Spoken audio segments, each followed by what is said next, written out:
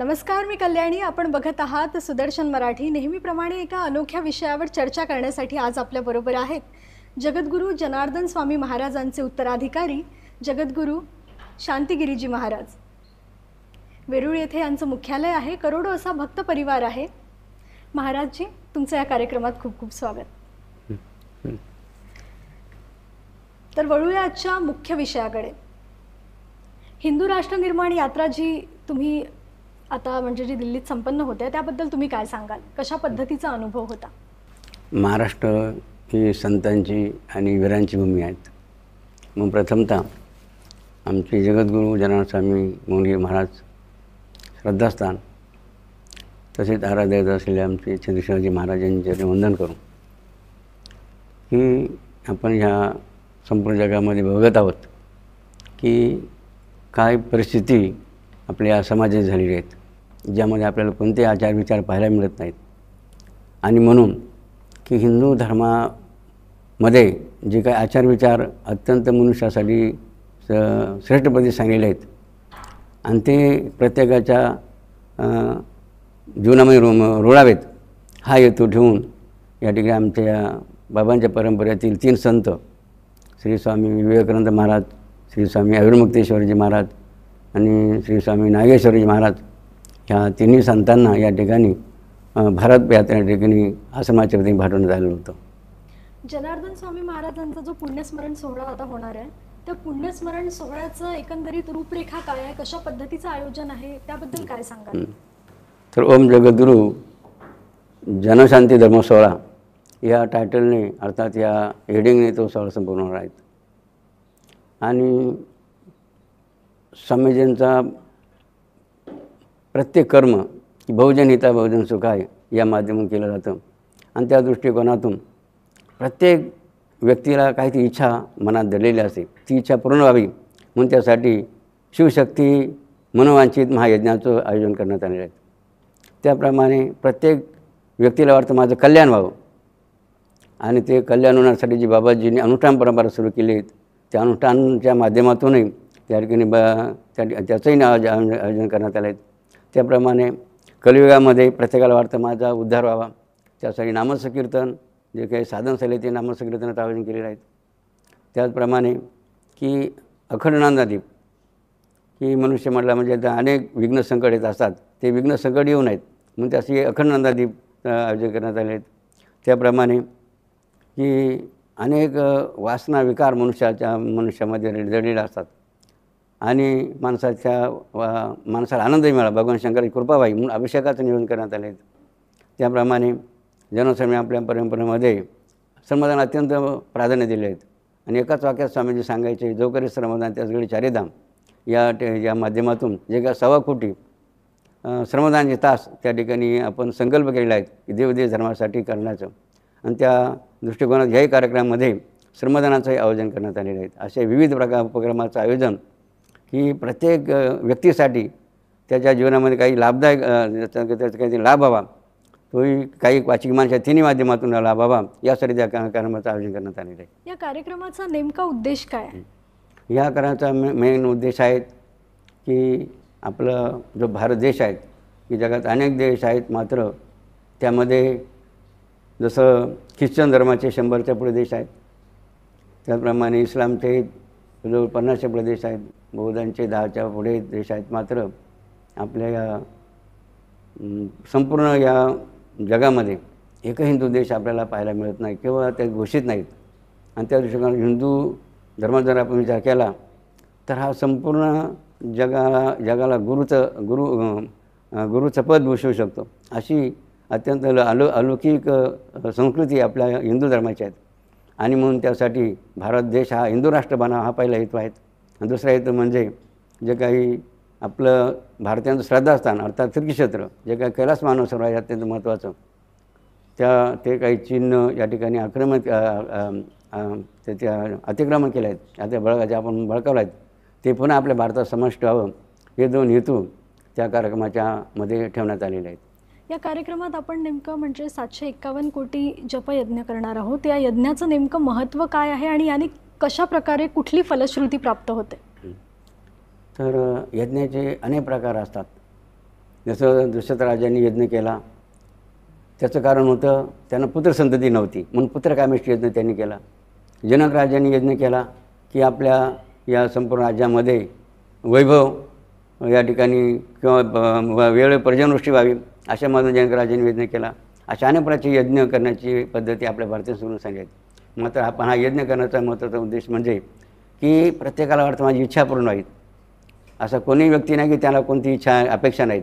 आणि म्हणून जोही त्या यज्ञामध्ये बसेल आणि श्रद्धापूर्वक त्या ठिकाणी संकल्प करेल, ती निश्चित बघा भगवंत आणि आमचे गुरुदेव त्यांची इच्छा पूर्ण केल्याशिवाय राहणार नाही. यासाठी या यज्ञाचं आयोजन करण्यात आलेलं आहे. हिंदू राष्ट्र निर्माण यात्रा जी आपण केली, त्या यात्रेचा तरुणांवर, तरुण पिढीवर कशा प्रकारे प्रभाव पडला आणि काय सांगाल, कसा अनुभव होता तो? तर आजकाल आपण पाहतो की मॉडर्न युग आहेत आणि या मॉडर्न युगामध्ये मनुष्याची प्रवृत्ती ठरली आहे की मनुष्य नेहमी वाईट गोष्टीकडे त्याला सांगावं लागेल तर ऑटोमॅटिक काय होतो, झोपत काय वळत असतो. मात्र चांगलं पुण्यकर्म करायचं असेल तर त्याला खूप सांगावं लागतं, त्याला प्रयत्न करावे लागतात. आणि म्हणून त्यासाठी या कार्यक्रमाच्या माध्यमातून की जसं छत्रपती शिवाजी महाराज होऊन गेले, राणा प्रताप होऊन गेले, असे अनेक संतही महाराष्ट्रामध्ये होऊन गेलेले आहेत, अनेक वीर किंवा साध्वीसुद्धा होऊन गेलेले आहेत. त्यांना हा एक आदर्श या कार्यक्रमाच्या माध्यमातून एक आदर्श अनुष्ठान असेल किंवा जे काही ते उपक्रम त्या ठिकाणी संपवणार आहेत त्या कार्यक्रमाच्या माध्यमातून एक आदर्श त्यांना त्या ठिकाणी दर्शन व्हावं, प्रेझेंटेशन त्या आपल्या कार्यक्रमातून त्यांना दिलं जाणार आहेत. आणि त्यातून ही तरुण पिढी कशी या मार्गामध्ये या ठिकाणी येईल आणि आपलं जीवाचं कल्याण करून घेईल याचा या ठिकाणी हा हेतू त्यामध्ये ठेवण्यात आलेला आहे. तरुण पिढीसाठी तुमचा काय संदेश आहे? जी तरुण पिढी आता जरा वाम मार्गाने जाते, म्हणजे नशा किंवा ड्रग्स किंवा अशा सगळ्या ह्याच्यात स्वतःला झोकून देते, त्या तरुणांसाठी तुम्ही काय सांगाल? अध्यात्माची जोड कशा पद्धतीने गरजेची आहे? तर बघा, मनुष्य बिघडण्याचे दोन कारणं असतात, संगत आणि पंगत असतात. म्हणून संगत कोणाची आणि पंक्तीला कोणाचे बसावं हे ज्ञान बघा असणं आवश्यक आहे. म्हणून जो तरुण निश्चित संतांच्या सज्जनांच्या त्या ठिकाणी सान्निध्य राहील किंवा सभासद राहील, ते निश्चित बघा त्यांचं त्यांचं जीवन ते काय करतील, घडवतील किंवा त्यांच्या जीवनामध्ये काय ते आदर्श निर्माण करतील. आणि जो काय आपण वाममार्ग ज्याला म्हणतो, या वाममार्गातून किती बघा आपलं नुकसान होऊ शकतं. आपण जगामध्ये पाहू शकतो की एक उदाहरणार्थ की समजा एखादा व्यसनी व्यक्ती आहेत, समजा ड्रिंकिंग बनणारा, तर आपण त्याचं उदाहरण देऊ शकतो. बघा, हा व्यक्ती व्यसनाच्या आहारी गेल्यामुळे काय बघा याच्या जीवनाची रांगोळी झाली किंवा त्याचं काय नुकसान झालं की. अशा दोन्ही माध्यमातून संतांच्या संगतीने खाऊ शकतं आणि दुर्जनाच्या संगतीने खाऊ शकतं. हे जे त्यांच्यासमोर प्रेझेंटेशन देऊन या जास्तीत जास्त तरुणांनी संजनांच्या संगतीत किंवा संतांच्या संगतीत येऊन कसं आपलं जीवन काय करावं, घडवावं असा प्रयत्न यातून केला जाणार आहे. हल्ली गौतस्करी किंवा गौवंश हत्या असा प्रकार खूप जास्त प्रमाणात वाढतो आहे. महाराष्ट्रातच नाही तर पूर्ण देशभरात हा प्रकार वाढतो आहे.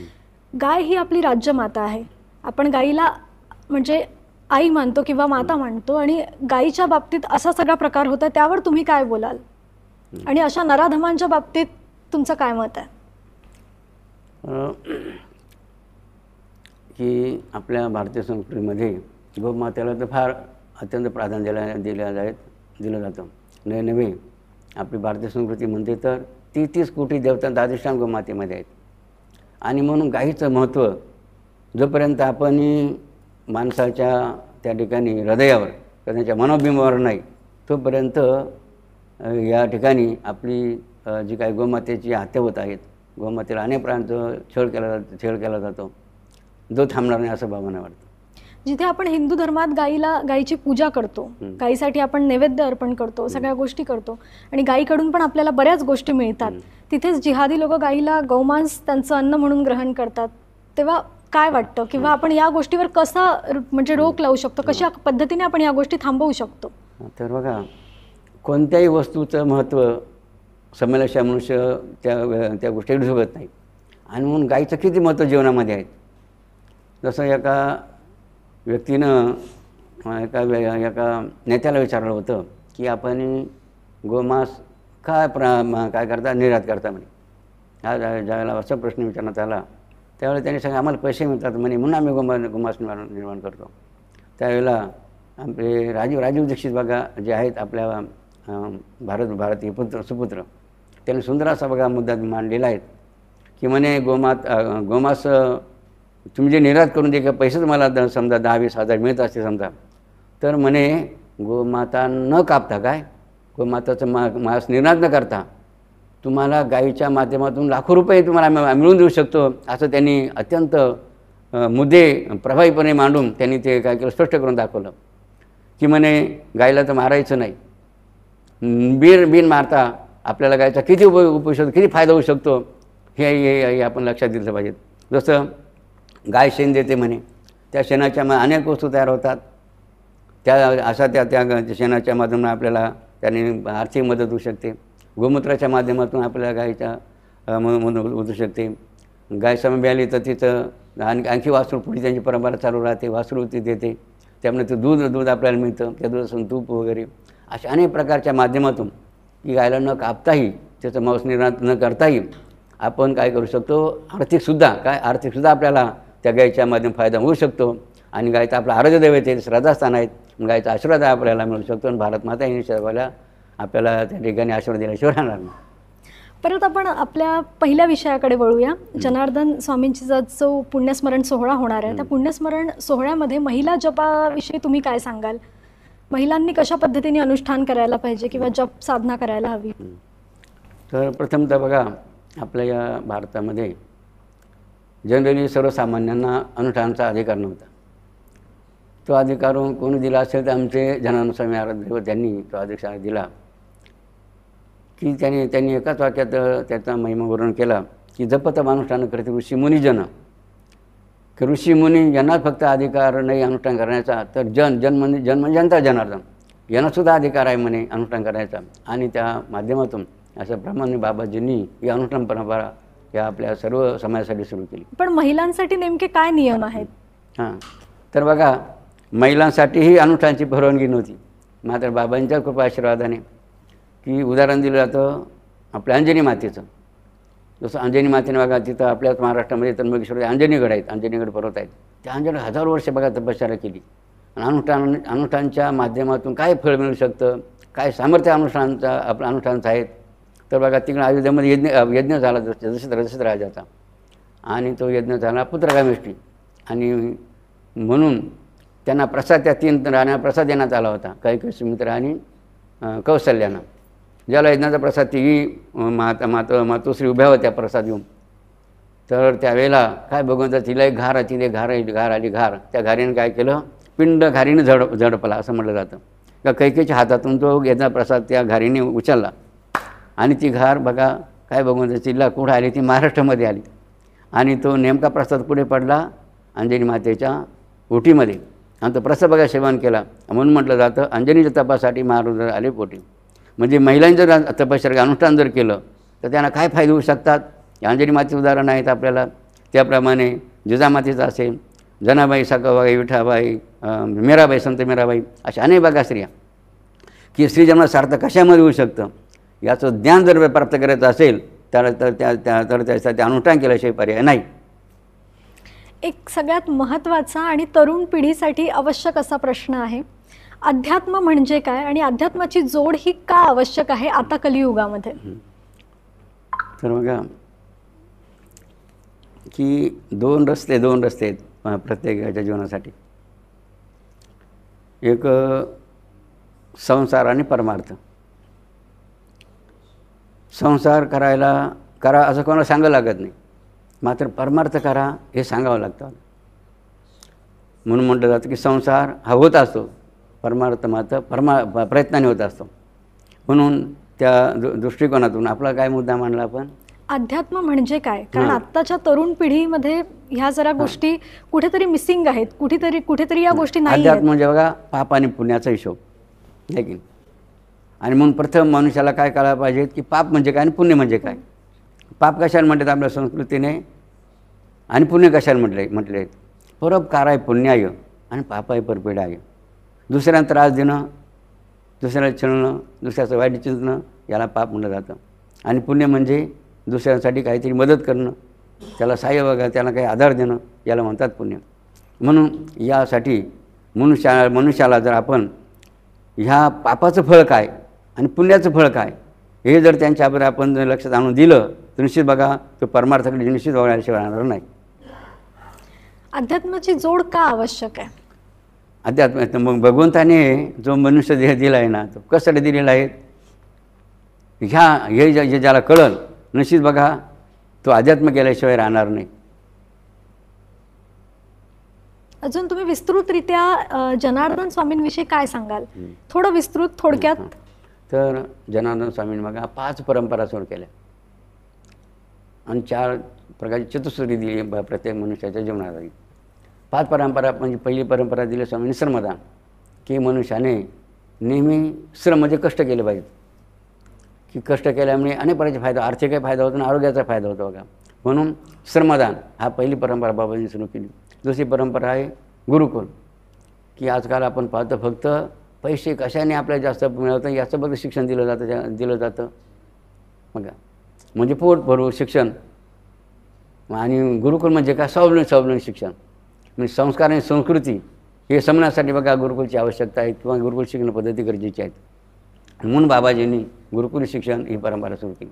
तिसरी परंपरा गोसेवा, ही आताच आपल्याला सांगितलं गोमातेचं काय महत्त्व आहे की नाही. त्याचप्रमाणे चौथी परंपरा अनुष्ठान, की ज्या अनुष्ठानाने या मनुष्य जीवाचं कल्याण होऊ शकतं बघा, असा महिमा ज्या अनुष्ठानात अशी परंपरा. आणि 5वी ऋषी आणि कृषी सेवा. अशा 5 परंपराच्या माध्यमातून ही ज्याला आपल्या जीवनाला अर्थ समाजाला किंवा देशाला जर दिशा द्यायची असेल, या 5 परंपरांचं जर आपण जर या समाजाला काय केलं जर नेलं निश्चित बघा देशाला दिशा मिळण्याशिवाय राहणार नाही आणि आपला देशसुद्धा विश्वगुरू झाल्याशिवाय राहणार नाही, असं महत्त्व बाबांच्या परंपरेत आहेत. त्याप्रमाणे बाबाजींचं अत्यंत महत्त्वाचे 4 सूत्र बघा बाबाजींनी प्रत्येक मनुष्याच्या भक्ता जीवनासाठी दिली, स्त्री असो की पुरुष असो. त्यात चतुसूत्रीपैकी पहिलं सूत्र आहे परदाराचा त्याग. म्हणजे बाबाजींनी सांगितलं की जर श्रीरामप्रभूनेही गृहस्थाश्रमामध्ये प्रवेश केला आणि आपला संसार करून दाखवला, म्हणजे की मनुष्याने आपल्या जीवनामध्ये कसं राहिलं पाहिजे, श्री प्रभू रामचंद्रासारखं एक पती एक पत्नी आपण ज्याला म्हणतो ना, अशा पद्धतीने बघा त्यांनी काय चतुसूत्रीचं पालन म्हणजे परदाराचा त्याग केला पाहिजे असं म्हटलं जातं. जसं बाबाजी उदाहरण द्यायचे, रावणाने बघा सीता पळवली तर त्याच्यामुळे काय झालं, त्याला देवाने मारावं, लक्षात द्या, त्याला मारावं लागलं. कशामुळे मारावं लागलं? त्याने परस्त्रीचा त्याग नगरपणीचा स्वीकार केला, परस्त्रीला काय केलं बघा असा अंगीकार केला, त्यामुळे काय परिस्थिती झाली. आणि म्हणून परदारा त्याग किती महत्त्वाचा आहे. म्हणून एक अभंगामध्ये सुद्धा उल्लेख केलेला आहे की नको नको मना गुंतो माया जाळी काळ जवळे ग्रासाव्या, किंवा विषयाचे सुख नको माझ्या मना, पहा त्या रावणा काय झाली. इंद्र पडले बद चंद्र झाला काळा, नारद चुकला चाला गर्भवासी, मोहिनीच्या संगी भस्मासुर मेला, वाली प्राण गेला रामवाणी. असं बघा त्या ठिकाणी म्हणजे परदाराचा जर त्याग केला त्याने काय बघा महत्त्व आहे, किती आनंद आहे. आणि परदाराचं आपण जर त्या मार्गाने जर केलं की काय नुकसान होतं, कसं मरण मग व्यक्तीला येतं, असे अनेक उदाहरणं या अभंगाच्या आपल्या लक्षात घेऊ. म्हणून पहिलं सूत्र बाबांचं काय, परदाराचा त्याग. दुसरं सूत्र आहे परधनाचा त्याग. परधनाचा त्याग म्हणजे बाबाजी सांगायचे कोणाचंही फुकटचं धन घ्यायचं नाही, घ्यायचं तर कष्टाचं घ्यायचं लक्षात. याला म्हणतात परधनाचा त्याग, लक्षात घ्या. त्याचप्रमाणे तिसरा मुद्दा आहे बाबाजींचा परान्नाचा त्याग. बाबाजींनी या समाजात 2च जाती मानल्या आहेत, एक नास्तिक आणि आस्तिक. किती जाती सांगितल्या फक्त? नास्तिक आणि 2च जाती बाबांनी सांगितल्या जगामध्ये.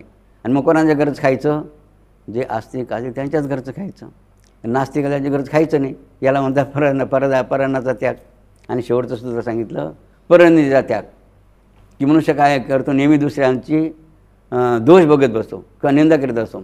म्हणून असं दुसऱ्याचं दोष न बघता त्याला भगवत स्वरूप मानावं आणि त्याच्याविषयी नेहमी त्यात पॉझिटिव्ह विचार आपण त्याने मांडावे, निगेटिव्ह कधी त्याच्या संदर्भात बोलू नये, याला म्हणतात परनिंदेचा त्याग. अशा रीतीने जर आपण 4 सूत्र जीवनामध्ये जर आपल्याला जर अंगीकारली तर निश्चित बघा त्याची जीवनाची प्रगती झाल्याशिवाय राहणार. आणि विशेष आनंद बघा, विशेष अनेक प्रकारचे अनुभव बघा त्याल्याशिवाय राहणार नाही, असा महिमा बाबाजींनी बघा अनेक वेळा आपल्या प्रवचनातून या 4 सूत्रामध्ये वर्णन केलेले आहेत. अशा अनेक प्रकारच्या बघा. सर्वात महत्त्वाचा पहिला मुद्दा की बाबाजींनी शिवभक्तीचा बघा प्रचार केला. शिवभक्तीचा की एकाच वाक्यात बाबाजी सांगायचे, ज्याने शिवभक्ती नाही केली त्याची माय व्यर्थ श्रमाली. म्हणून शिवभक्तीचा महिमा वाढण्यासाठी त्यांनी एक प्रकारचा अवतार बघा घेतला होता. आणि आज आपण पाहतो शिवभक्ती किती वेळ बघा या समाजाला लागले की नाही. नक्कीच महाराजजी, खूप खूप धन्यवाद. तुम्ही हिंदू राष्ट्र निर्माण यात्रेच्या समापनासाठी दिल्ली येथे आलात आणि त्यानिमित्ताने तुमच्याशी चर्चा करण्याची सुवर्ण संधी आम्हाला मिळाली. सुदर्शन मराठीमध्ये तुमचं खूप खूप आभार, खूप खूप धन्यवाद. त्याप्रमाणे आपण आणि सर्वजण की नावच काय सुदर्शन मराठी सुदर्शन मराठी चॅनल, की ज्यातून बघा आपल्याला चांगल्या गोष्टी दर्शन घडवलं जातं. लक्षात द्या, अनेक चॅनल आपण पाहत असाल, मात्र त्या चॅनलमध्ये ह्याच्या निश्चितशी आपला फरक जाणवायचा राहणार नाही.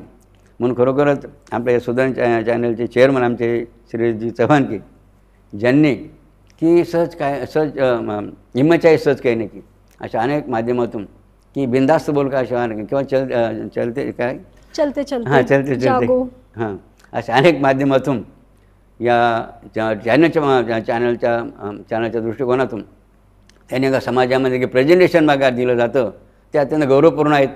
आणि आपल्यासारख्या कल्याणीसारख्या भगिनींना किंवा मातोश्रींना आपल्या संधी आपल्या सेवेची मिळालीत म्हणून आपलंही या ठिकाणी अभिनंदन करूया आणि आपला धन्यवाद देऊया. अशा प्रकारे आपल्याकडून या देशाची धर्माची आणि समाजसेवा घडो आणि त्यासाठी आपल्याला आरोग्य आणि संपत्ती मिळो हीच बाबांचरणी आणि आमच्या आराध्य दैवत छत्रपती महाराजांनी प्रार्थना करूया. जय बाबाजी, जय कृष्णेश्वर. खूप खूप धन्यवाद पूर्ण सुदर्शन परिवाराकडून.